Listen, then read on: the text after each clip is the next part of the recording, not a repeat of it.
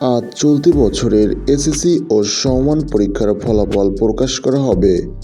সকাল ৯টায় প্রধানমন্ত্রী শেখ হাসিনার কাছে শিক্ষা বোর্ডের চেয়ারম্যান ও শিক্ষামন্ত্রী ফলাফল হস্তান্তর করবে। পরে সকাল 10:30টায় নিজ নিজ শিক্ষা প্রতিষ্ঠান থেকে এবং অনলাইনে একযোগে ফলাফল প্রকাশিত হবে। শিক্ষা বোর্ডের বিজ্ঞপ্তিতে বলা হয়েছে, শিক্ষার্থীরা নিজ নিজ বোর্ডের ওয়েবসাইটে রোল এবং রেজিস্টার নাম্বার দিয়ে ফলাফল ডাউনলোড করতে পারবেন। এছাড়া মোবাইল ফোনের SMS-এর মাধ্যমে তারা ফলাফল জানতে পারবেন। 2024 সালের এসএসসি ও সমমান পরীক্ষা শেষ হয় 20 মার্চ।